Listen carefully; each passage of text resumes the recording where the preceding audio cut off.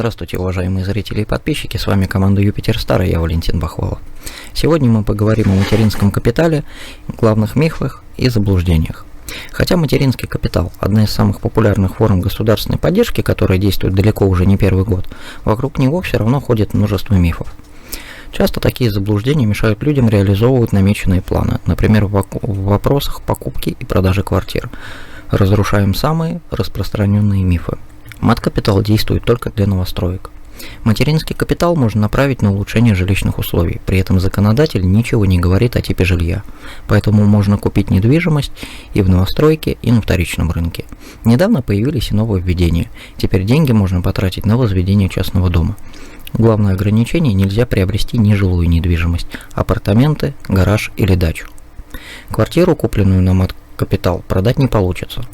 Поскольку материнский капитал направлен на улучшение жилищных условий детей, многие думают, что и продать такую недвижимость до их совершеннолетия не получится.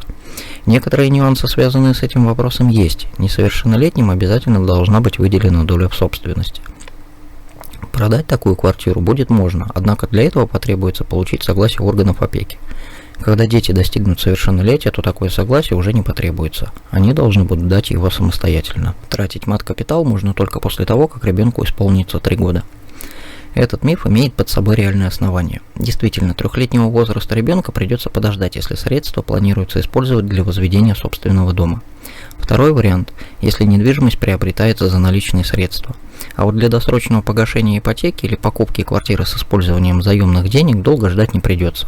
Можно тратить средства сертификата сразу после его получения при рождении ребенка. Материнский капитал оформлять долго и сложно.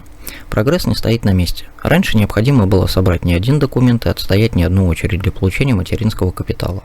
Сегодня все происходит проще. В апреле 2020 года даже не надо подавать заявление. Сертификат придет на госуслуги в течение 15 дней после регистрации и рождения ребенка. Всем надо выделить одинаковые доли в квартире. Закон не определяет размер обязательных долей детей в квартире. Часто родители делят доли поровну между собой и детьми, но можно поступить и по-другому, например, отталкиваясь от стоимости недвижимости по отношению к ней мат-капитала. Мат-капитал можно обналичить. Поскольку все чаще ходит история о том, как люди смогли обналичить материнский капитал, многие думают, что сделать это можно без проблем. Существует множество мошеннических компаний, которые предлагают такие услуги. Однако стоит помнить, что они незаконны. Даже если материнский капитал и удастся обналичить, не надо думать, что все сойдет с рук. Прокуратура регулярно проводит выборочные проверки законности сделок. Квартиру с мат-капиталом нельзя продать при переезде за рубеж. Это один из мифов, связанный с тем, что органы опеки не смогут проконтролировать, действительно ли в другой стране будут выделены доли в другом жилье. На самом деле процедура обычно такова. Продать квартиру разрешают, однако положенные в соответствии с долями средства, полученные от реализации, необходимо будет зачислить детям на счет.